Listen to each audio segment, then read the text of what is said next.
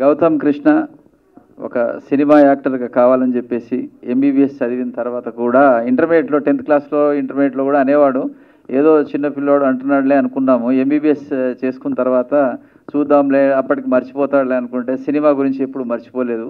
ఎప్పుడు సినిమా మీదనే ఉండే అతని ధ్యాస. ఇక మేము కూడా ఏమీ ఒత్తిడి చేయకుండా వదిలేసాము, సినిమాలు ఎంకరేజ్ చేస్తున్నాము. అయితే ఇప్పుడు ఇంతకుముందు ఆకాశ వీధుల్లో అనే సినిమా తీసి ఉన్నాము, అది మీ అందరికీ తెలుసు. మీడియాలో మీరు యూట్యూబ్లో ఎక్కడైనా కొట్టి చూడండి. సిద్ధు ద రాక్ స్టార్ అనేటటువంటి హిందీ వర్షన్ కూడా యూట్యూబ్ ఛానల్లో ఉంది. తర్వాత బిగ్ బాస్కి వెళ్ళి వచ్చారు. బిగ్ బాస్ తర్వాత కొంతవరకు జనంలో ఎక్కువ తెలవడం కానీ ఇట్లాంటివి జరిగి ఉన్నాయి, మీ అందరికీ తెలిసిన విషయం అది.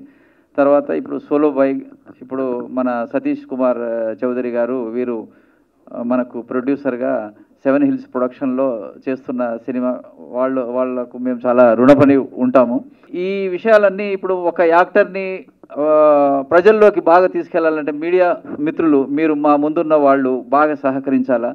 ఇన్స్టాగ్రామ్లలో కానీ ఇన్ఫ్లుయెన్స్ కానీ మీరు చేయగలిగే పరిస్థితులు ఏదైతే చేస్తారో అవన్నీ చేయండి. మీరు గౌతమ్ కృష్ణకు అందరూ సహకరించాలని చెప్పేసి ఇంతకుముందు ఇంకా సహకరించి ఉన్నారు, ఇంకా సహకరించాలని కోరుకుంటాను ఒక తండ్రిగా.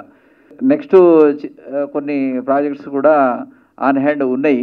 ఈరోజు ఒక వ్యక్తి ఇక్కడికి రావాల్సి ఉండే కానీ అతను వాళ్ళ కుటుంబ పరంగా కొన్ని విషయాల్లో ఇరుక్కొని ఒక 5-6 రోజుల నుంచి రాలేకపోయారు.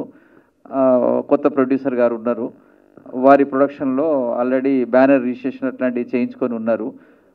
వాళ్ళు కూడా వచ్చి కొద్ది రోజుల తర్వాత అనౌన్స్మెంట్ చేసే ఛాన్స్ ఉంది. ఇవన్నీ ప్రిలిమినరీ వర్క్స్ అన్నీ అవుతున్నాయి. అదొక ప్రాజెక్టు.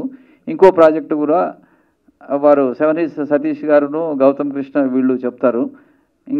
ఇంకో చిన్న ఒక ప్రాజెక్టు, ఒక సాంగ్ గురించి ఉంది, అది కూడా గౌతమ్ చెప్తాడు. సార్ నాకు తెలిసి ఆయనకి వేరే ఎవ్వరు ప్రమోషన్స్ చేయాల్సిన అవసరం లేదు sir. You are the only one. Very good father. నిజంగా మా ఫాదర్ అది చేస్తుంటే ఏ స్టేజ్లోనే ఉండేదాన్ని సార్. సీక్రెట్ అడిగింది కదా, సీక్రెట్ చెప్పేసి. మామూలు సీక్రెట్ కాదు కదా సార్. ఇంకా చెప్పాల్సినవి ఉన్నాయా సార్? కన్ఫ్యూజ్ చేసి నువ్వు అన్ని రాబట్టాలని చూస్తున్నావు.